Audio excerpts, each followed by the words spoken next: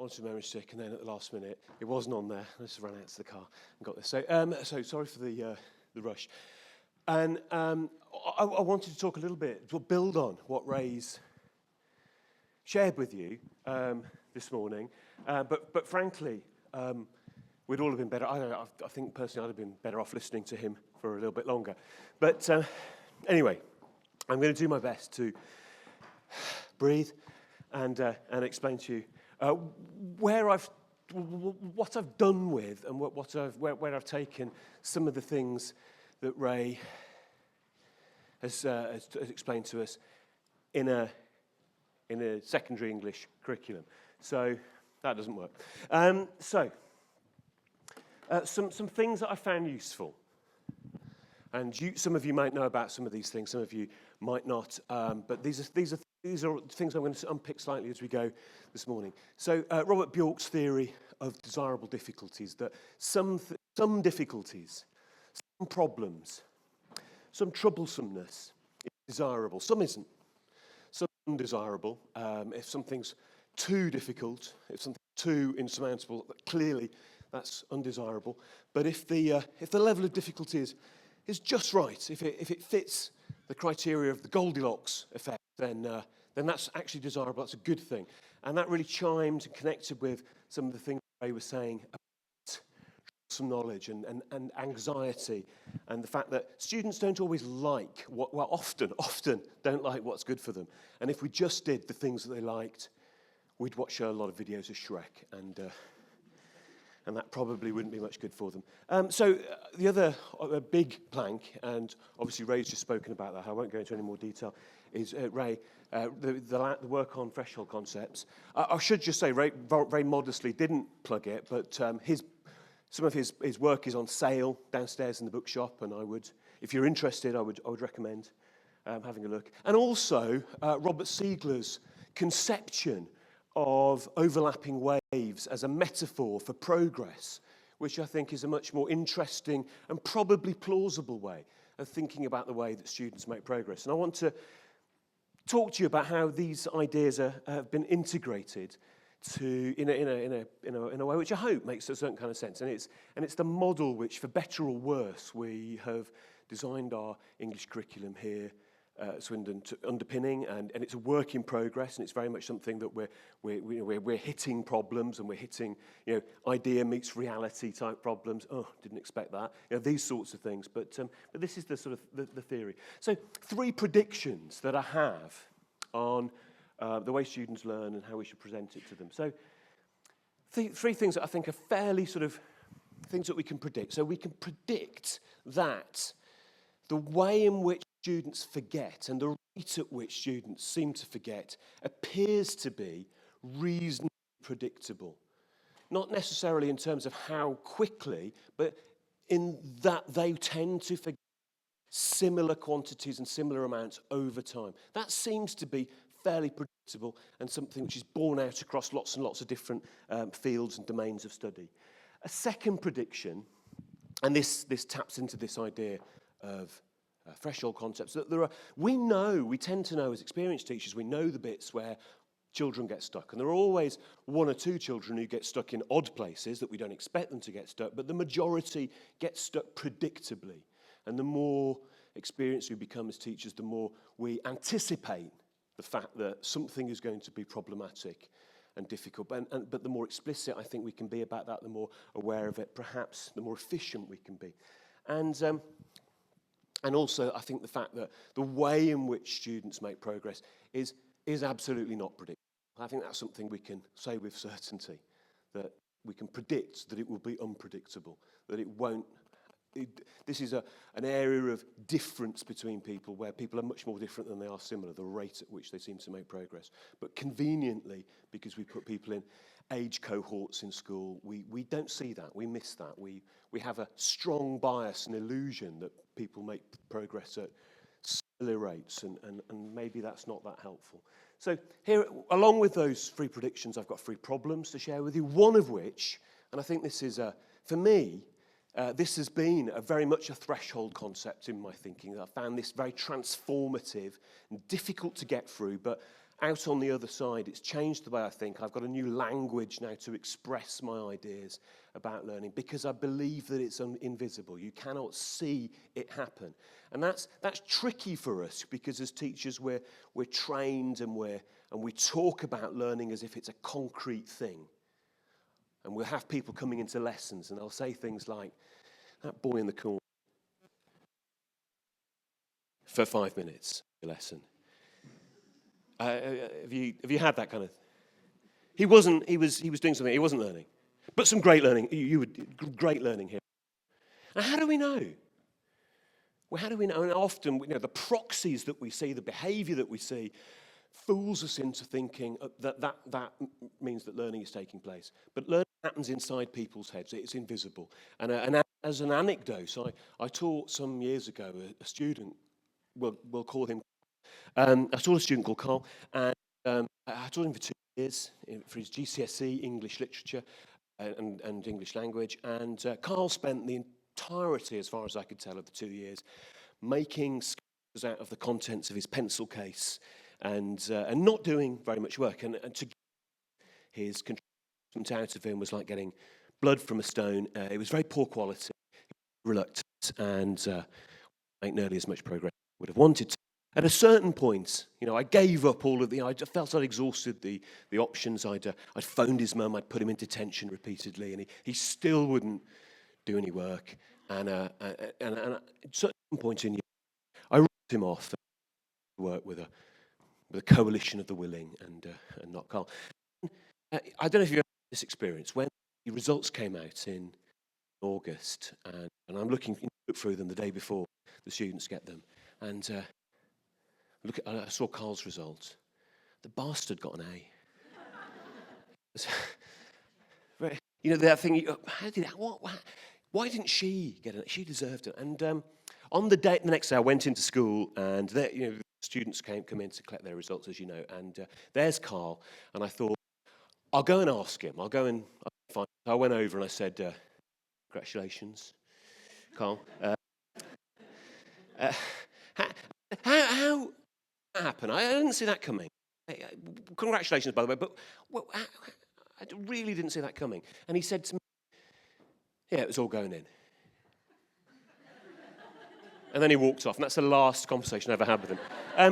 And I don't think that's typical of the students I've taught or that we teach. So we don't normally get as little back as we do from Carl. But I would have staked perhaps not my life, but a sum of money on the fact that he wasn't learning, and I would have lost. Because clearly he was. But it was invisible to me. And I think that extreme example helps sort of highlight for me that what we see before us is performance. We see what students can do. And that language to contrast learning and performance, I think, is very useful and important. The second idea, and Ray explained this much better than I can hope to, is this idea of liminality, that there's this in-between stage where things are partly known, partly confused. This can take a long time. It can be relatively rapid that students emerge from liminality. But I think there's a danger in trying to rush the process. And I think that often as teachers, we feel very much under pressure to demonstrate learning. I don't know if you've ever had anyone tell you that learning ought to take place every 20 minutes or every lesson or something along these lines. And we're often desperate for that to happen. And so we do things which rush students through this uncertainty. And I think uncertainty is very, very useful. That uncertainty makes us think. When we're certain, we stop thinking. And so I've taught lessons in the past where I felt taught very well, and there's been a buzz. I think the technical term is a je ne sais quoi, and I've communicated a tricky concept well, and everyone's understood it. And I've done some assessment for learning techniques. We've done some traffic lights and some exit passes, and everyone gets it, and they troop out, and they're happy, and I feel smug, and then they come back next lesson, and they've forgotten it. Have you had that happen? Why does that happen? And it really made me think. Not so long ago, I went to see a lecture by Jim Al-Khalidi, who's a physicist, quantum physicist. Fascinating man. He was talking about quantum biology, which, who knew? But anyway, he was talking about this, and I found it really, really interesting. And I was raving about it to a friend the next day, going, "Oh, Jim Al-Khalidi's, but I'm going to, really, really interesting." And he said, "Yeah, tell me, what is quantum biology?" I don't know, but it's very interesting. But I remembered the feeling that I had. I remembered what it was like to have the experience, and didn't notice that my memory of the experience had disappeared, had decayed away. And the workings of our own brains are largely unknown to us. We don't see what happens. We don't see what's going on there.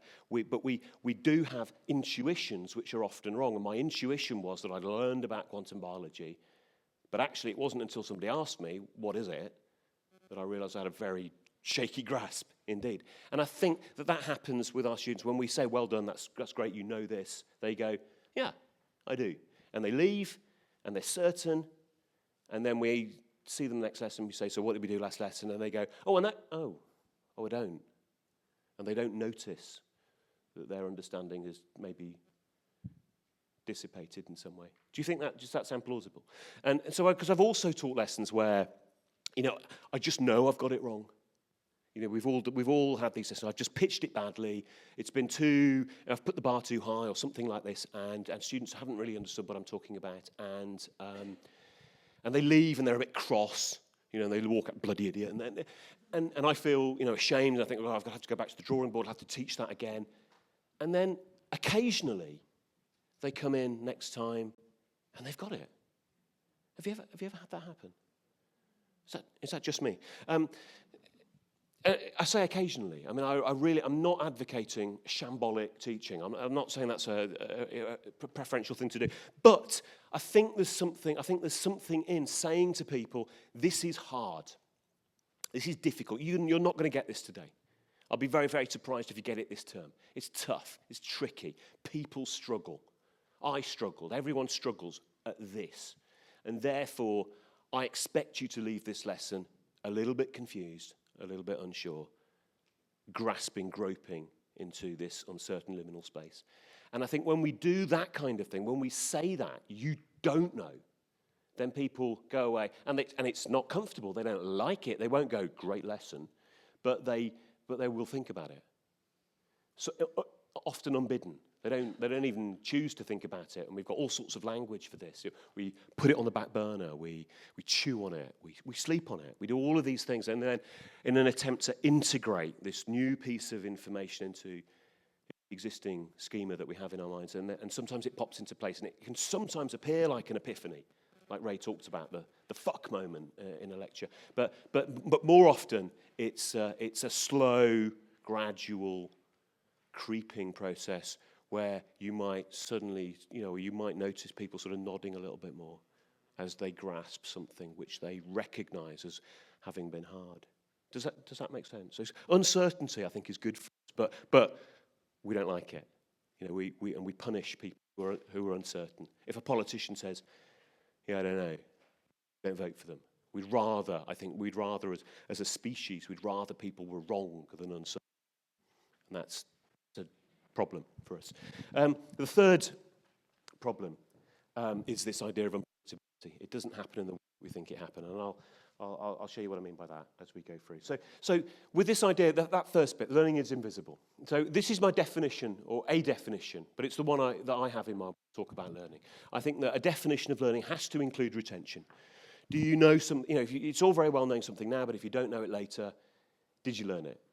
Maybe, maybe not. Hard to know. And also, can you transfer it to a new context? So that can sound quite technical, but can you learn something in a classroom and still know it in the exam hall? And we all know students struggle with that kind of thing, like transferring spaces. Never mind different subjects, never mind boundaries within our subjects. Sometimes I've tried things in the classroom where I've had somebody learn something, and then I've moved them here to see if they still know it, and they haven't been able to transfer it across the classroom, never mind outside the classroom, because our memories are very contextual. We tie what we learn to the visual clues that we can see, and we're very reliant And if you remove those strings, it's more difficult. But it cuts down on the reliance that we have on those cues. So it could be another way in which difficulty could be desirable. I should confess this. Obviously, this is going to be a metaphor. I'm sure you can tell. But somebody pointed out to me it's an internet fake. So I'm sorry to show you an internet fake. But as soon as I saw it, or as soon as somebody pointed that out to me, I did think, yeah, how would you actually take that picture? Anyway, but it's a metaphor, and the tip of the iceberg is performance. This is the bit that we get to see. That's performance. That's what students do in lessons. That's what students do in tests. That's what students do. That's what we do. We never ever see anything other than performance. Some performances are more valuable than others. So a performance in a different time, in a different place, tells us a lot more. We can infer a lot more about what's been learned than a performance which takes place at the same time in the same place. That tells us precious little, because what's beneath the surface, this invisible stuff, this is what's going on inside people's heads. And we don't even get to see this often in our own head, never mind anyone else's. So just to sort of demonstrate the sort of problem here, I don't know if you're all English teachers. Am I right? We're all English teachers here. I'm amongst friends. I don't know if you know the technical, the Greek word that's used for word which found in the word. Does anyone know the phrase, the word that we... Did you know the... Could you tell us what it...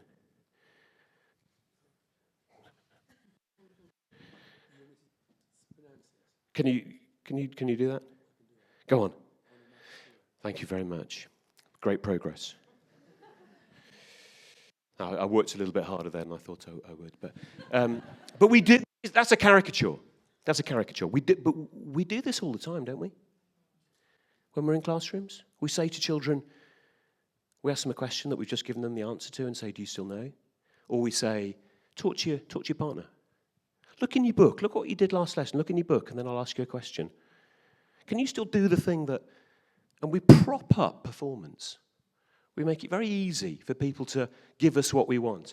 And as Ray said, this often, it's not necessarily, but it's often mimicking the answer that they know that we want. It was very clear to you what I wanted. I made it abundantly clear. And you knew exactly what I wanted. And I think we, sometimes subtly, sometimes quite obviously, I mean, I've definitely done that in lessons. Do you know the answer? And they go, "Oh, yeah." But also people can mimic at essay length. People can give the impression of knowing things and understanding things with quite some sophistication. And obviously Ray was helping us to understand that earlier. This, I think, goes a little way to explaining something which is very, very difficult to understand. And this idea, it's called the new theory of disuse, and it's an idea by Elizabeth and Robert Bjork. And basically they think about we've got two indices of memory. We've got storage strength, and we have retrieval strength. And our ability to store, they speculate, they theorize, is, to all intents and purposes, limitless. You've got space in your brain to store everything that you will ever encounter over the course of your life, but you won't always be able to retrieve it. Sometimes you can't get stuff. And some things have high storage strength and high retrieval strength. So, as an example of that, your current phone number, the phone number that you give to people the whole time, you just know it out quite. If I'm speaking for myself here, I give this phone number out a lot in the hope that people will call me, and they don't. And I'll give it to you later if you want to make me feel better. But anyway, I give it out a lot, and I just know it. It's always there in the front of my mind. It's very, very well stored. It's very well integrated into different parts of my lives. So I use the same number professionally and personally. It's tied to lots of things. I've had it for about 10 years, and I can retrieve it whenever I want it. Some other types of items in memory. I don't know why it just says phone number there. It's meant to say old phone number. But sometimes there are new phone. If I were to change my phone number, if I were to get a new phone with a new phone number, I wouldn't know it.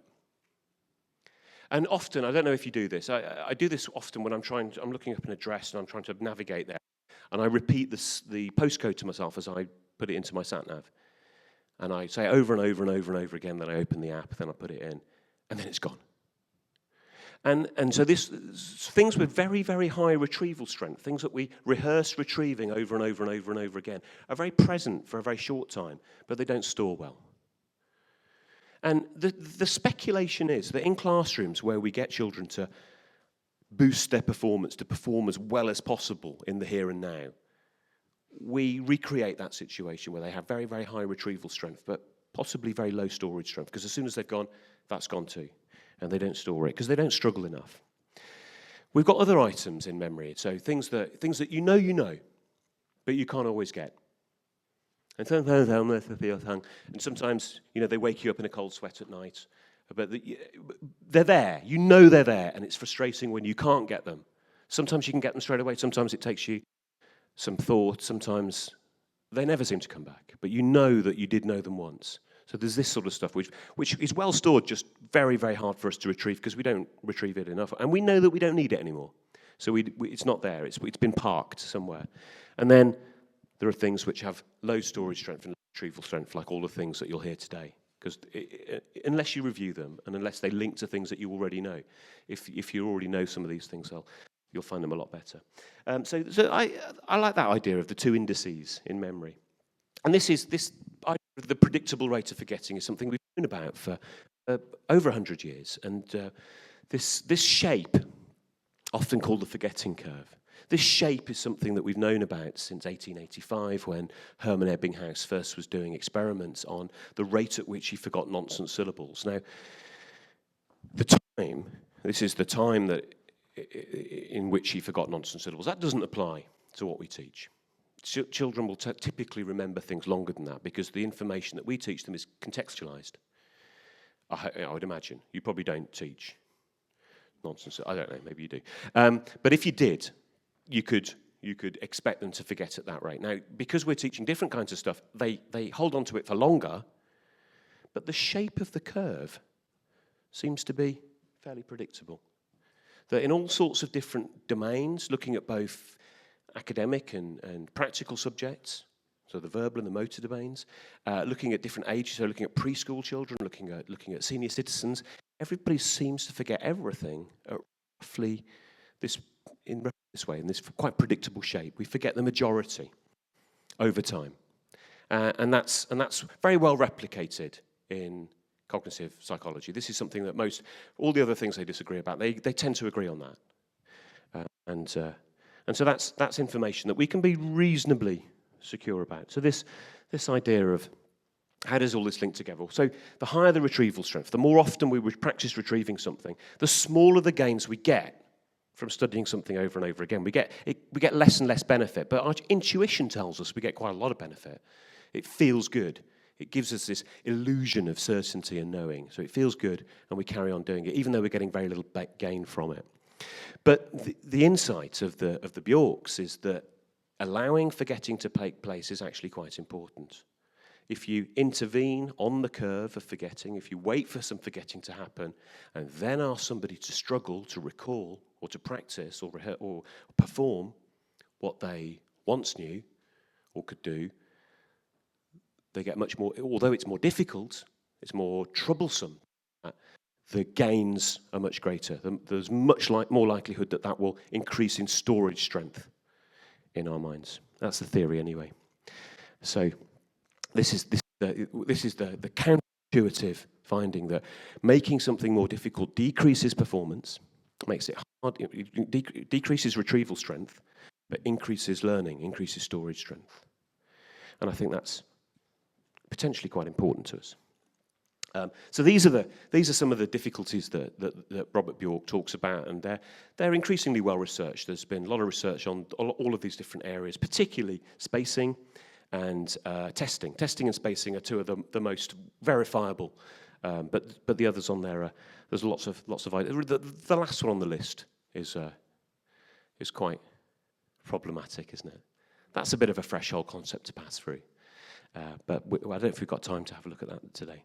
So this is a sort of representation of how spacing works. So if we intervene as students forget at these quite predictable rates and ask them to struggle to recall something they once knew, then the rate at which they then forget is slightly less steep.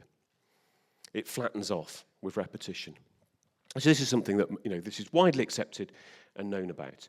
And if you're interested, I think this paper is particularly useful for us as teachers because, a lot of the early research was done over days, and we're not really interested in that.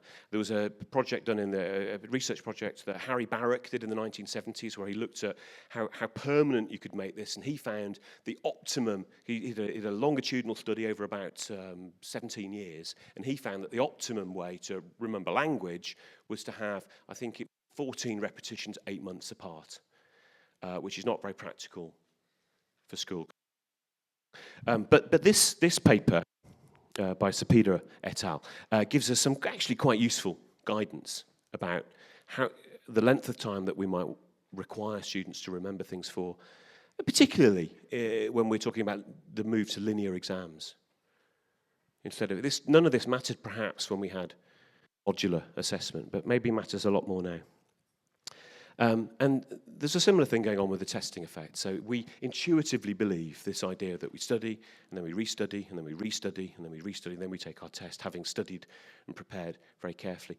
That when people actually do this sort of thing, study and then they test themselves on what they know, reveal the areas of their ignorance, and go, oh, I thought I knew that.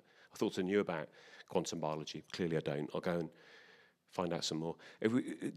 Testing to reveal our ignorance, to make our ignorance obvious to us, means that that on average, across a lot of different trials, on average, people who do this outperform people who do that by about 40%, which is considerable and worth knowing about. The other thing that I think is really, really interesting, and it goes into this idea of threshold concepts benefiting from being recursive, is this idea of interleaving. And you know that traditionally in a school, this is how we arrange a curriculum, isn't it? In terms. It's kind of the law. You do term 1, topic 1, and then in term 2 you do topic 2. And that's how we do things. But something quite predictable probably is happening. They get to the end of topic 1 and they start to forget it. And you start topic 2 and they've forgotten quite a bit of topic 1. When you get to the end of the year, they've forgotten around about 70% probably of topic 1. And over the course of their year, this is what's going to be going on if we don't do anything else. That's we can predict that, probably. But what if we interleave, if we mix things up, if we take a bit of topic 1 and a bit of topic 2, 3, 4, 5, 6, and do them all together, mix them up, interleave them, that seems to really boost how well people, that seems to really interfere with how well people learn things over the longer term, how well they transfer, how well they retain. But it's very uncomfortable. People don't like it at all. And when research has been done on interleaved curriculums, students have said, that was terrible. I didn't enjoy that. I don't think I learned very well at all. And students who are given block curriculums go, yep, that was for me. That works for me. And then when they actually test these assumptions, that people who have content delivered in an interleaved fashion considerably outperform their peers who've been taught block curriculum. They just don't believe it, though, until they see the test results and they go, but I was so sure. So it's one of the things that we need to understand and know and be aware of is that because people don't like this, that you've got a problem, a potential problem. There's a motivation problem, which we will come back to and discuss in a little bit, because intuitively we believe that getting really good at something and then doing something else will be better. But the evidence seems to suggest that that's not true. And, this is my very clumsy way of talking about liminality. So we recognise, on the whole, just two states. We recognise that there's knowing and there's not knowing. So children come in, they don't know stuff, we teach them, and then they know it.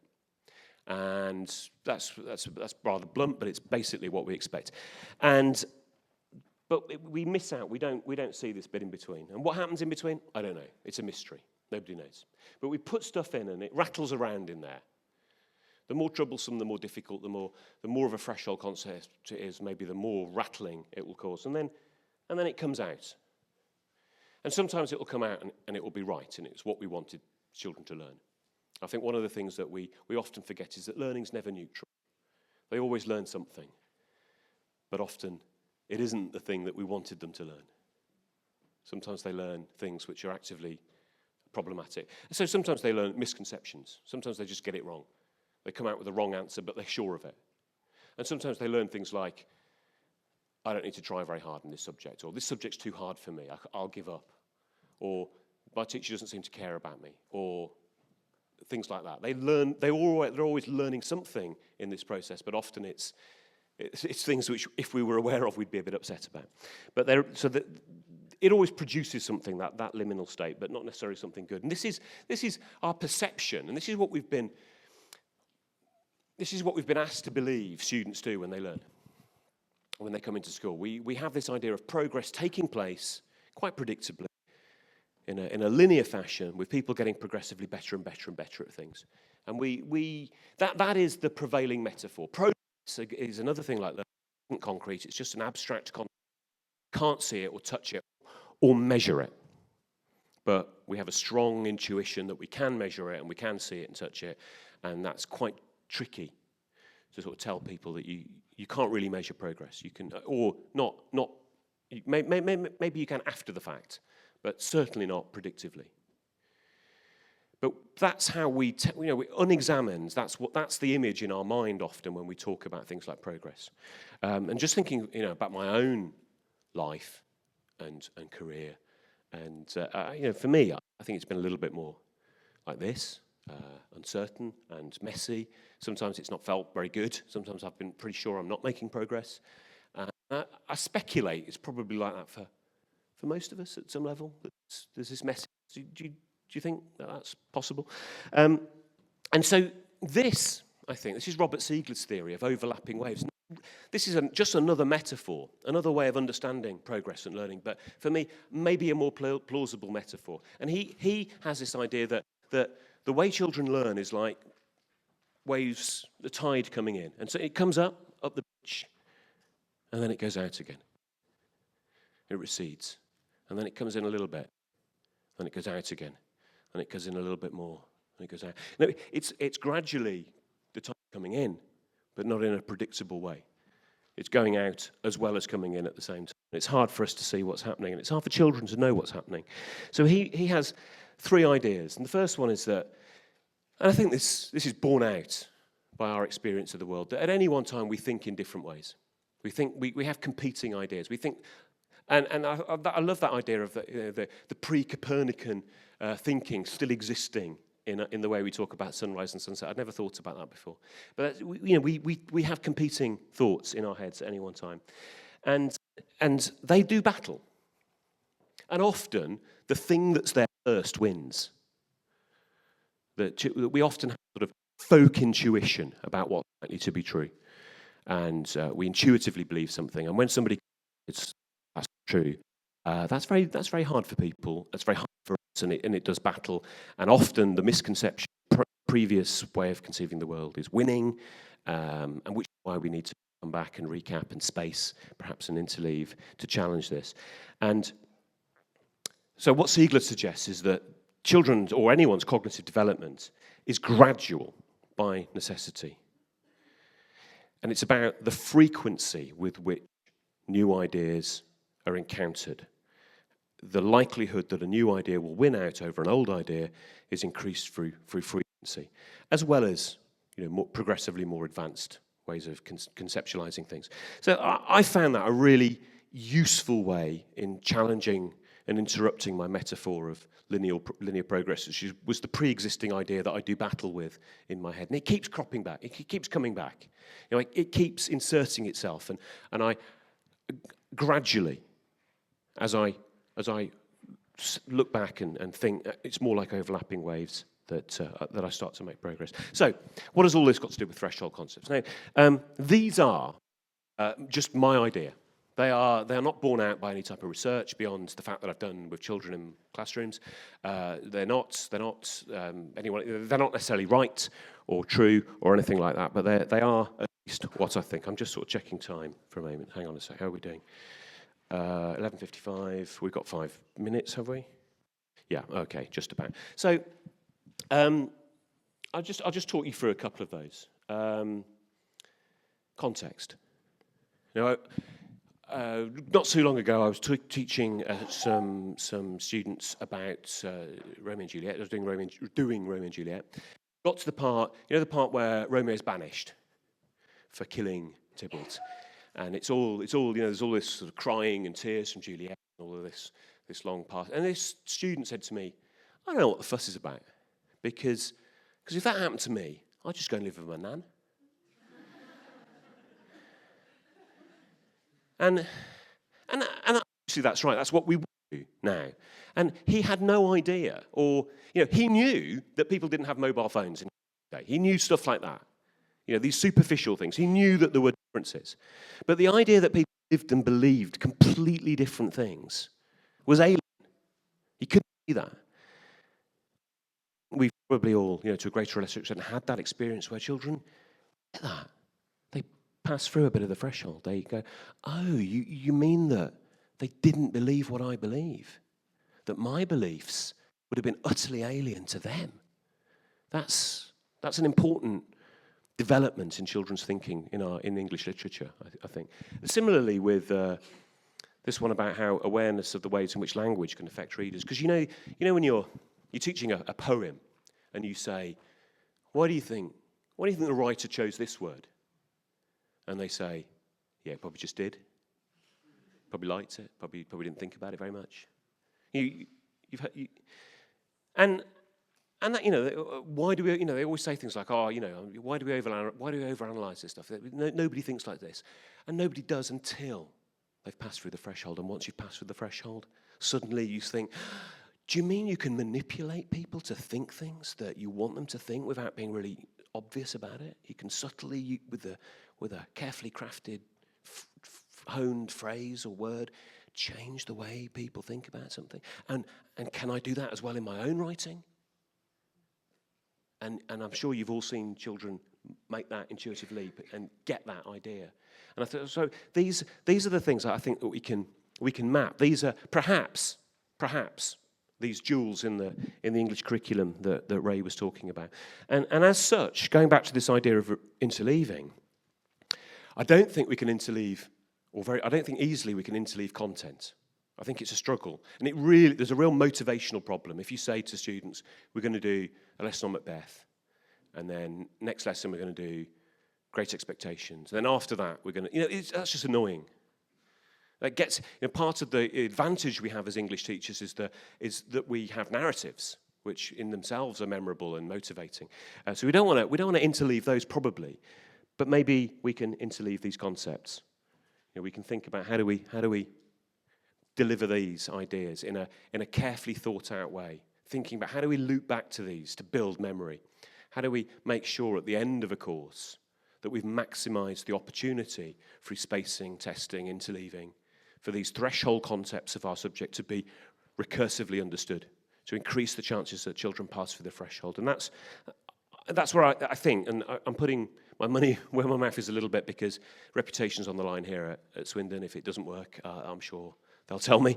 But it makes intuitive sense. It's plausible that if you've got a linear exam system, then we need to teach differently. We need to prepare students differently. We need to do something differently. If we just do the same as we did when we had controlled assessment, it might not work. And a lot of us are worrying about, how are they going to remember all these quotes? How are they going to remember all these things they need to know in a terminal exam? Well, maybe these ways of thinking might help. And this is, just very briefly at the end here, possibly our attempt to do the best of both. So in there, as you can see in year 10, we've got the texts. Long periods of time in which students can bathe in, luxuriate in literature and texts, and get to know the texts, because we're not worrying about are they doing the next assessment. We don't have to do that, which is, I don't know if you agree, I think a blessing. And then in year 11, once they've had that experience, that motivating narrative experience, then we can both interleave the content and the concepts, perhaps best build their memory. And maybe that's our gamble. That's our way of trying to get the best of both worlds. The motivation of a narrative, blocked curriculum with the recursively encountering threshold concepts and building memory for an interleaved curriculum. And I'm very happy to send you that if you're interested. And if you're not, I'm sorry for wasting your time. But these are the things. If nothing else, I'd like you to take away that if we want to improve learning, we need to maybe go at the risk of short-term performance games. And that really links with what Ray was saying about students' happiness. Students like performing well. We all like ticking something off and going, oh, I'm good at that now. And so we need to explain to them that this doesn't feel as good, but it's better, perhaps. And that actually the threshold concepts, I think, are a real vehicle for us efficiently and effectively spacing and interleaving our English curriculum. So that they are a way of identifying those jewels. And we need to bear in mind that the way students learn is unfortunately very unpredictable. It's much more like perhaps overlapping waves than it is the arrow of trajectory. And so understanding that and allowing them to go backwards, allowing them to be uncertain and liminal for long, might the pressure to make. Do I keep fading out? I feel like yeah, sorry about that. I don't know why. Anyway, that's it. I hope you found at least some of that useful. If you didn't, again, I can only apologise. I did my best. But if you'd like to ask me any questions and you don't get time today, you're really, really welcome to get in touch. It's my blog where I've written on these things, and that's me on the Twitter. And if you'd rather pay money, that's all free. But if you'd rather pay money, you can buy a book. But, of course, don't feel obliged. But thank you very much for your time.